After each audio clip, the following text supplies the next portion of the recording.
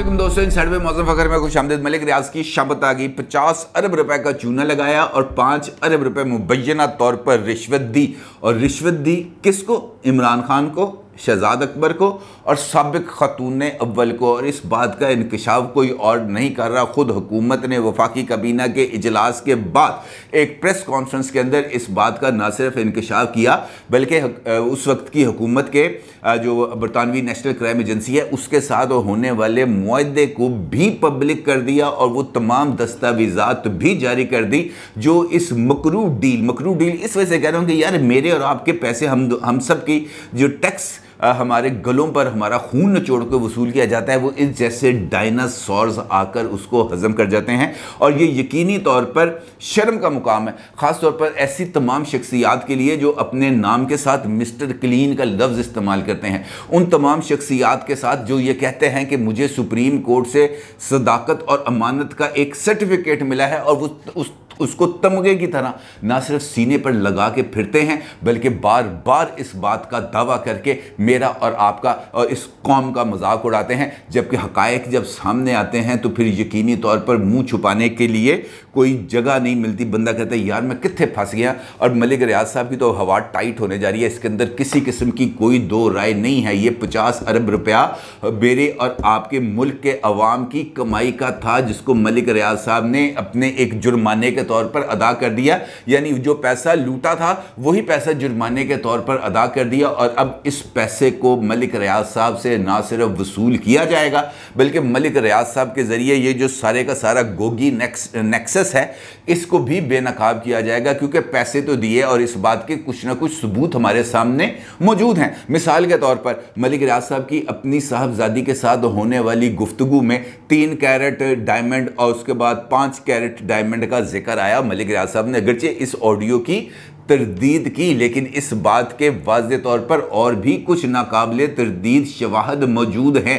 कि इमरान खान साहब के साथ मुबैना तौर पर की जाने वाली डील के ही नतीजे में इमरान खान साहब को 468 कनाल ज़मीन जिसकी मालियत से डीसी रेट के ऊपर 53 करोड़ रुपए बनती है वो इमरान खान साहब को तोहफे में दे दी गई। और वो जो तोहफा और अलकादर यूनिवर्सिटी के लिए जो एग्रीमेंट है वो एक जानिब तो मलिक रियाज साहब ने बतौर डोनर साइन किया है और दूसरी जानिब आपको पता है कि किसने उस डॉक्यूमेंट पर साइन किए हैं? मोहतरमा खातून अव्वल बुशरा इमरान साहिबा ने।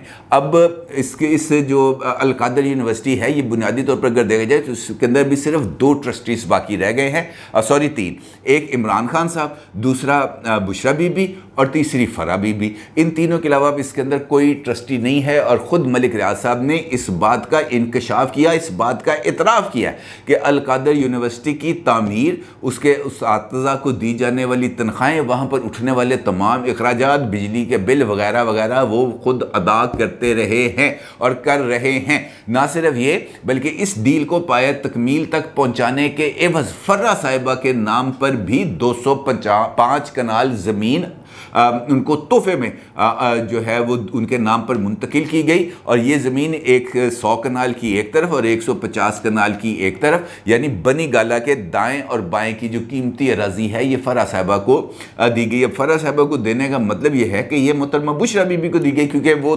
तकद्दुस माब से कम तो उनका जिक्र जब करती हैं तो इसके अलावा कोई और नाम नहीं लेती। अब मुमकिन नहीं है कि फरा साहिबा को मलिक रियाज साहब अपना जहाज़ भी इस्तेमाल करने दें और अब ज़मीनें भी उनके नाम ट्रांसफ़र कर दे मुफ्त में। ऐसा तो वो एक मिसाल मशहूर है ना, there is no free cup of tea. तो इस तरह का कोई चक्कर होता नहीं है। और ख़ास तौर पर कारोबार में और ख़ास तौर पर मलिक रियाज साहब जैसे कारोबारी की तो किसी के साथ अगर हाथ भी मिलाएं तो बगैर किसी मतलब के तो पॉसिबिलिटी है ही नहीं। लिहाजा अब ये सूरत हाल कॉम्प्लेक्स होने जा रही है। कॉम्प्लेक्स इस वजह से कि इमरान खान साहब को बुनियादी तौर पर जो पाकिस्तान के अवाम ने एट लार्ज वसी तनाजुर में बात कर रहा हूँ, उनको जो पसंद किया गया वो इस नैरेटिव की बुनियाद पर पसंद किया कि ये दोनों चोर हैं, यानी नवाज शरीफ भी चोर है, आसिफ अली जरदारी भी चोर है, दोनों डाकू हैं, दोनों इस मुल्क को खा गए हैं। सिर्फ ये एक शख्सियत ऐसी है जो नेक है, परहेजगार है, 5 वक्त का नमाजी है, इससे ज़्यादा साले और ईमानदार शख्स कोई नहीं है। लिहाजा इस जैसे मिस्टर क्लीन को ही पाकिस्तान की वजारत उज़्मा के मनसब पर बिठाया जाना चाहिए। और ये नैरेटिव नौजवानों के कानों के अंदर आज से 20 साल पहले से उसके अंदर डाला जाता रहा। ये एक तवील प्रोजेक्ट था। ये जो प्रोजेक्ट इमरान खान का मैं जिक्र करता हूँ, ये कोई 2 दिन में बनने वाला प्रोजेक्ट नहीं है। इस प्रोजेक्ट के ऊपर अच्छा खासा टाइम लगा है, इसके ऊपर अच्छी खासी इन्वेस्टमेंट हुई है। ज़ियाउल हक साहब के दौर से ये प्रोजेक्ट इमरान खान इनिशिएट हुआ। हमीद गुल साहब ने इस प्रोजेक्ट को इसके नोक पलक सवारी, इसके अंदर एनर्जी भरी और उसके बाद फिर मुख्तलिफ लोगों ने अपना हिस्सा बकदरे जुस्सा डाला और उसके बाद एक लार्जर गेम प्लान के तौर पर साकिब निसार साहब की तरफ से उनको सदाकत और अमानत के सर्टिफिकेट भी थमाए गए और जिसको वो अपने सीने पर लगा के फिरते हैं कि जनाब पाकिस्तान में मुझसे ज़्यादा नेक और ईमानदार कोई नहीं। हालत यह है कि जहाँ से भी पैसे मिलते हैं वो हड़प हो जाते हैं, चाहे सऊदी शहजादे से घड़ी मिली हो, चाहे मलिक रियाज साहब से हज़ारों सैकड़ों कनाल अराजी मिली हो, किसी जगह पर कोई भी मामला रह नहीं जाता। आज वफाकी काबीना के इजलास में इस अहम तरीन मामले पर ना सिर्फ गौर किया गया बल्कि इम्पॉर्टेंट इंकशाफात भी किए गए और बहुत सारे कागजात को, बहुत सारे क्लासीफाइड डॉक्यूमेंट्स को जारी भी कर दिया गया पब्लिक के लिए। और इस प्रेस कॉन्फ्रेंस के अंदर चूँकि इमरान खान साहब की काबीना के वज़ीर इस काबीना के भी रुकन हैं, तो वहाँ पर इस बात का इंकशाफ हुआ कि जिस वक़्त ये डॉक्यूमेंट्स वहाँ पर मंजूरी के लिए लाए गए थे तो इमरान खान साहब ने बिल्कुल उसी तरह जिस तरह उन्होंने 27 मार्च को परेड ग्राउंड के अंदर जलसा करते हुए जेब से एक कागज़ निकाला था और कहा था कि ये है वो गैर मुल्की साजिश, ये मुझे धमकी मिली है और ये कहा गया है अमेरिका की तरफ से कि अगर इमरान खान को इक़्तिदार से नहीं निकाला तो आपका हम बेड़ा गर्क कर देंगे और अगर इमरान खान इक़्तिदार में नहीं रहेगा तो आपकी तमाम गलतियों को माफ़ कर दिया जाएगा। इमरान खान साहब ने ऑन रिकॉर्ड ही बात जलसे में की। इसी तरीके से फेडरल कैबिनेट के अंदर भी एक लिफाफे को लहराया गया, लहराकर वफाकी काबीना से कहा गया कि जनाब इसकी आप मंजूरी दे दें। जब वहाँ पर मौजूद वो जो है अरकान काबीना, उन्होंने इमरान खान साहब से सवाल किया कि जनाब इसमें है क्या, तो जवाब ये मिला कि ये एक क्लासीफाइड डॉक्यूमेंट है जो 2 हुकूमतों के दरमियान है, यानी पाकिस्तान की हुकूमत के दरमियान और बरतानवी हुकूमत के दरमियान। इसको अभी हम पब्लिक नहीं कर सकते चूँकि ये बहुत ही ज़्यादा सेंसिटिव मामला है, लिहाजा आप इसकी मंजूरी दे दें। वफाकी काबीना के अरकान ने सोचा होगा कि यार कोई इंपॉर्टेंट मुआहदा है जो पाकिस्तान के साथ बरतानिया करने जा रहा है और वो ये समझ रहे हैं कि शायद इसकी हमें तशहीर नहीं करनी चाहिए। उन्होंने मंजूरी दे दी। अब उनको क्या पता था कि अंदर क्या था। अंदर यह था कि बरतानिया ने मलिक रियाज साहब के जो 50 अरब रुपए वहाँ पर आउट ऑफ कोर्ट सेटलमेंट के नतीजे में जब्त किए थे, वो लेटर ये था कि जनाब आप हमें अकाउंट नंबर बताएं, हम आपको ये पैसे वापस हुकूमत पाकिस्तान को देते हैं ताकि ये पाकिस्तान की जो गरीब आवाम के टैक्स की कमाई लूटी गई है ये वहाँ पर उनके ऊपर खर्च हो ताकि उनकी कुछ हालत ज़ार में बेहतरी आए। कम से कम चलो कोई यूनिवर्सिटियाँ बन जाएंगी, 2 को 2 कार्डियक हॉस्पिटल बन जाएंगे, कोई छोटे इलाकों के अंदर देहातों के अंदर कुछ डिस्पेंसरियाँ बन जाएंगी, कोई मेडिकल यूनिट बन जाएंगे, कुछ इस किस्म की कार्रवाइयाँ हो जाएंगी। चलो कुछ खाए भी जाएंगे लेकिन कुछ लगेंगे भी। लेकिन उनको बरतानिया वालों को क्या पता था कि सारे के सारे ही हजम हो जाने, 45 अरब रुपए एक तरफ निकल जाने या 5 अरब रुपए एक तरफ निकल जाने। उनको तो ये अंदाज़ा नहीं था।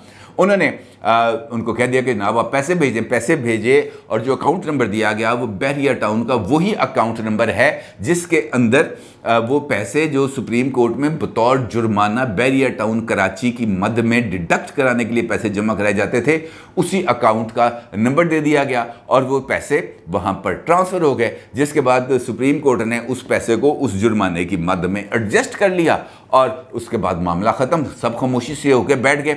इसी वाले से जब शहजाद अकबर साहब ने प्रेस कॉन्फ्रेंस की थी, उनसे पूछा गया तो उन्होंने कहा जनाब ये मैं आपको नहीं बता सकता, ये क्लासीफाइड इंफॉर्मेशन है। और आपको याद होगा ये उस टाइम की बात है जब एक वीडियो शहजाद अकबर साहब की बहुत ज़्यादा वायरल हुई थी। लंदन की वो वीडियो थी जिसके अंदर वो मलिक रियाज साहब से एक बैग वसूल करते हैं और अपनी गाड़ी की डिग्गी के अंदर रखते हैं और उसके बाद ये जा वो जा। और वहाँ पर अभी तक इस बात का भी किसी को इल्म नहीं है कि हुकूमत पाकिस्तान की बरतानिया की NCA के अंदर होने वाली आउट ऑफ कोर्ट सेटलमेंट में नुमाइंदगी किसने की थी? अटॉर्नी जनरल ऑफ पाकिस्तान गए थे या किसी और वकील की खिदमत हासिल की गई थी? अगर किसी वकील की खिदमत हासिल की गई थी, वो कौन थे? क्या शहजाद अकबर साहब बतौर वकील वहाँ पर पेश हुए थे?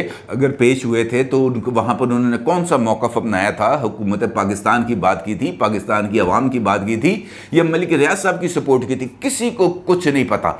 अगर पता है तो सिर्फ ये कि जनाब पैसे आए और पैसे ख़त्म हो गए, और उसके अंदर से फिर जो इकसात है वो वसूल होना शुरू हुई। चाहे 3 कैरेट की अंगूठी हो, चाहे 5 कैरेट की अंगूठी हो, चाहे हीरों का नेकलेस हो जिसका इंकशाफ मुख्तलिफ जगहों पर हुआ है, और जिक्र किया गया था उनके साथ साबिक DGISI lieutenant general Asim Munir साहब का, कि जिस वक्त वो DGISI थे तब उन्होंने एक फ़ाइल जाकर इमरान खान साहब को दी थी और उनको कहा था कि जनाब ये कुछ हो रहा है कि हीरों का नेकलेस आपकी अहलिया मुहतरमा को तोहफे में दिया गया है मलिक रियाज साहब की तरफ से, तो इस मामले को आप देखें। इमरान खान साहब ने कहा अच्छा जी ठीक है मैं देख लूँगा। देखना गया था, दूसरे दिन आसिम मुनीर साहब का तबादला हो गया, जनरल फैज़ हमीद साहब आके अपॉइंट हो गए, और उसके बाद फिर सेम पेज आगे बढ़ गया। तो कहने का मतलब ये है कि ये डेलिबरेटली एक मंसूबे के तहत इमरान खान साहब को ना सिर्फ इक़्तिदार में आए हैं, बल्कि इक़्तिदार में आने के बाद ये जो गर्मा गर्मी है पैसों की ये हुई है। बल्कि थोड़े दिन पहले समा की भी एक रिपोर्ट आई है कि इमरान खान साहब ने 3.5 साल के अरसे के दौरान पता नहीं 2700, इतनी बड़ी अमाउंट थी, 2700 अरब रुपए का हिसाब किताब ही नहीं है कि ये पैसे किधर गए, किधर से आए, और जो अकाउंट्स है उसके अंदर किसी हवाले से जिक्र भी नहीं है ये पैसे किधर गए। तो ये पैसे कहीं ना कहीं तो गए ना। अगर किसी जगह पर उन पैसों का कोई हिसाब किताब नहीं मिल रहा तो इसका मतलब ये है कि वो पैसे अभी तक हमारी अकाउंट्स बुक्स में किसी न किसी के जगह पर लायबिलिटी के तौर पर मौजूद हैं। जब तक उन अकाउंट्स को सेटल नहीं किया जाएगा वो आउटस्टैंडिंग अमाउंट्स वहाँ पर मौजूद रहेंगी। लेकिन इमरान खान साहब से कौन पूछे? हर एक मामले के ऊपर तो वो सड़कों पर आ जाते हैं, आगे कहते हैं कि जनाब मैं लॉन्ग मार्च करूंगा। अब उनको फौरी तौर पर अब समझ में आ रही है कि उनको फौरी तौर पर इलेक्शंस क्यों चाहिए। उनको फौरी तौर पर इलेक्शंस इस वजह से चाहिए कि वो मौजूदा हुकूमत पर दबाव बरकरार रखें ताकि वो उनके खिलाफ किसी किस्म की कोई तहकीकात ना करें। इलेक्शन हो ताकि इमरान खान साहब की मर्जी का कोई सेटअप आ जाए। इलेक्शन हो ताकि उससे पहले इलेक्शन कमीशन के अंदर वो तबाही फेर दें। इलेक्शन हो ताकि उससे पहले वो अपना अवामी ताकत के ज़रिए हमारा जो कमज़ोर रियासती ढांचा है इसको मज़ीद कमज़ोर करके जिस वक्त वो इक़्तिदार में आएँ तो आके ये कह सकें कि जनाब देखा मुझे कितना लोगों ने पसंद किया था, मैं आ गया हूँ। यानी उसके बाद फिर उनके ऊपर किसी किस्म की कोई तहकीकात ही नहीं होगी। वो तो डिक्लेयर्ड है ना, कहते हैं जी मुझे तो सुप्रीम कोर्ट की तरफ से सदाकत और मानत का सर्टिफिकेट मिला हुआ है, मुझे कौन पूछने वाला। पूछना जिन्होंने है वो तो सिर्फ आसिफ अली जरदारी साहब हैं, नवाज शरीफ साहब हैं, बिलावल साहब हैं, मरियम साहब हैं, हमजा साहब हैं। ये तमाम लोग हैं ना जो हमेशा से ही अकाउंटेबल रहते हैं। बल्कि इससे मुझे याद आ गया एक दिलचस्प केस आया जनाब लाहौर हाई कोर्ट में, और वहाँ पर दरख्वास्त दी गई है बिलावल भुट्टो जरदारी साहब वज़ीर ख़ारजा हैं उनके ख़िलाफ़ कि जनाब इनको नाअहल किया जाए।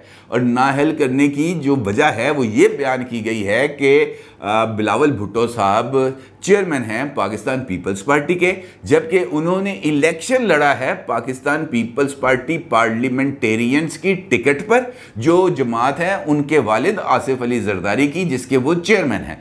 अब चूंकि ये वाला जो मामला है दो जमातों के ज़रिए, एक जमात का जो चेयरमैन है दूसरी जमात की टिकट पर इलेक्शन लड़ता है, तो ये इलेक्शन कवायद की खिलाफ वर्जी है। लिहाजा बिलावल साहब को नाअहल करार दे दिया जाए, सीधा सीधा मामला। और लाहौर हाई कोर्ट ने इस मामले को उठाकर भेज दिया इलेक्शन कमीशन में और उनसे कहा कि इसका फैसला 1 महीने तक किया जाए और फिर बताया जाए कि जनाब इसका क्या फैसला हुआ। यानी फैसल बाउडा साहब 3.5 साल तक डुअल नेशनलिटी के वाज़े केस के ऊपर इक़्तिदार में रहें, वजारतों में रहें, हर तरह की जो है वो इंजॉयमेंट करें, उनको कोई रोकने वाला नहीं है। कासिम सूरी साहब हाथों के साथ पैरों के अंगूठे भी लगवाएं बैलेट पेपर पर, उसके बाद 50,000 वोटों की बढ़तरी से जीत भी जाएं, उसके बाद नाअहल भी हो जाए, वो उसके बाद नेशनल असम्बली से इस्तीफा भी दे दें, लेकिन स्टे ऑर्डर ख़त्म नहीं होगा। ये जो है foreign funding case Pakistan Tehreek Insaf के ऊपर ये चलता रहे, 8.5 साल चलता रहे, इसके ऊपर फैसला नहीं आएगा। फैसला आएगा तो नवाज शरीफ के ख़िलाफ़, फैसला आएगा तो शहबाज शरीफ के ख़िलाफ़, फैसला आएगा तो बिलावल भुट्टो के खिलाफ, फैसला आएगा तो आसिफ अली जरदारी के खिलाफ। क्या ये दो बिली नहीं है? लेकिन क्या किया जाए, ये तो हमारे मुल्क का निज़ाम है। इस मुल्क के निज़ाम के अंदर ऐसा ही कुछ होगा। जो ताकतवर हैं वो अपनी ताकत इस्तेमाल करते रहेंगे और जो कमज़ोर हैं वो पिसते रहेंगे। अब जिस तरह मैं मलिक रियाज साहब का आपसे जिक्र कर रहा था, इमरान खान साहब ने फेवर्स कितने दी, मैं आपको तो छोटी सी एक और मिसाल देता हूँ। देखें, जो पैसा कमाया जाता है उसके ऊपर टैक्स अदा करना पड़ता है। ये तो एक सीधी सी बात है ना। अब मलिक रियाज साहब ने पैसे कमाए हैं ये 500 अरब रुपए, तो इसका मतलब ये है 50 अरब रुपए, सॉरी, ये इल गॉटन मनी है, छुपाई हुई दौलत थी, डिक्लेयर्ड अमाउंट नहीं थी, लिहाजा इसके ऊपर टैक्स नहीं कटा। फिर ये यहाँ से मनी लॉन्डर हो गई, ये चली गई बरतानिया में, किसी को नहीं पता लगा कि जनाब पैसे यहाँ से बरतानिया चले गए हैं। बेशक उसके अंदर इमरान खान साहब का दौरे हुकूमत हो, बेशक उसके अंदर नवाज शरीफ साहब का दौरे हुकूमत हो, बेशक आसिफ अली जरदारी साहब का दौरे हुकूमत हो, पैसे पाकिस्तान से बाहर गए, इसके अंदर तो कोई दो राय नहीं है। बरतानिया ने जब ये देखा कि जनाब पैसे आए हैं तो पैसे उन्होंने वापस किए और ये बात साबित की कि इसके ऊपर जो डील है वो मलिक रियाज साहब ने की है। असूली तौर पर क्या होना चाहिए था? असूली तौर पर यह होना चाहिए था कि जब ये बात इस्टेब्लिश हो गई कि मलिक रियाज साहब ने 50 अरब रुपए कमाए हैं जायज़ और नाजायज़ दोनों तरीक़ों से, तो उस 50 अरब रुपए पे उनसे टैक्स वसूल किया जाना चाहिए था या नहीं किया जाना चाहिए था? असूली तौर पे तो टैक्स वसूल करना चाहिए था, इसके अंदर कोई दो राय नहीं है। हुआ क्या कि पैसे यहाँ से वापस आते हैं, यही इमरान खान साहब mister clean, mister neat and clean, Imran Khan साहब की तरफ से FBR को बाज़ाब्ता तौर पर हदायत जाती है, हुक्म जाता है तहरीरी तौर पर कि जनाब ये जो पैसे आए हैं इस पे से 1 रुपया कम नहीं होना चाहिए। मेरी डील है कि ये 50 अरब रुपए उधर जाएंगे, 5 अरब रुपए इधर आएंगे, ये अगर कम होगी अमाउंट तो यकीनी तौर पर कोई 10-20 करोड़ रुपए का फ़र्क पड़ना था। और हदायत कर दी कि जनाब इस अमाउंट के ऊपर कोई टैक्स डिडक्ट नहीं होगा। अब जहाँ तक इस किस्म की सूरत हाल हो तो आप अंदाज़ा लगा सकते हैं कि किसी और चीज़ को छोड़ा जाएगा, किसी और जगह पर कट लगाने के बाद कोई मुख्तलिफ कट्स नहीं लगेंगे, यकीनी तौर पर लगे होंगे। आहिस्ता आहिस्ता ये चीज़ें खुल के सामने आएंगी। ये तमाम मिस्टर क्लीन, मिस्टर नीट सब धुल धुला के ना ये सामने नहीं आएंगे। ये सारा कुछ पता चलेगा एक न एक दिन के जनाब किसने कौन सी बहती गंगा से हाथ धोए और किस तरह धोए। अदरवाइज़ ऐसे ना होता, फ़रा साहिबा के अंदर कोई प्रॉब्लम ना होती तो फ़रा गोगी साहिबा को इमरान खान साहब की हुकूमत जाने से पहले ही मलिक रियाज साहब के जहाज़ पे बिठाकर दुबई ना भिजवा दिया जाता। यकीनी तौर पर ये जो नेक्सस है मलिक रियाज साहब, इमरान खान साहब और फ़रा बीबी का, ये नेक्सस इनफैक्ट ये जो है ना रोड टू बनी गाला, ये वहाँ तक का नेक्सस है। और मलिक रियाज साहब इसमें काबू में आ जाएं या काबू में आ जाएं फ़रा गोगी साहिबा, ये तमाम की तमाम ट्रेल खुल के सामने आ जाएगी और पता चल जाएगा कि कहाँ पर क्या क्या कुछ हुआ। इमरान खान साहब अब फंस गए हैं या फंसा दिए गए हैं, ये तो बहुत जल्द सामने आ जाएगा। और मेरा ख्याल है कि इस तरह की चीज़ें सामने आने के बाद इमरान खान साहब के लिए बाहर रहना अब ज़रा थोड़ा सा मुश्किल हो जाएगा। अब उनका टाइट होने का टाइम आ गया। इसी तरीके से एक और छोटी सी खबर है, वो 1 मिनट में आपके सामने करूंगा कि नवाज शरीफ साहब के भी फौरी तौर पर वतन वापसी के इम्कानात ज़रा हो गए हैं कम, क्योंकि बरतानिया के डॉक्टरों ने उनको सफ़र करने से मना कर दिया है और उनसे ये कहा है कि कोरोना का एक सब वेरिएंट सामने आ गया है और ये सब वेरिएंट सामने आने के बाद अभी तक चूँकि आपका इलाज कंप्लीट नहीं हुआ, लिहाजा आप अभी सफ़र नहीं कर सकते, यानी भी नवाज शरीफ साहब बरतानिया ही रहेंगे, उनका अभी पाकिस्तान आने का कोई इम्कान नहीं है। इसहाक डार साहब के दरवाजे खुले हैं, देखते हैं वो कब वतन वापस आते हैं। अपनी राय का ज़रूर इज़हार कीजिएगा। आपको बहुत शुक्रिया। अल्लाह हाफ़िज़।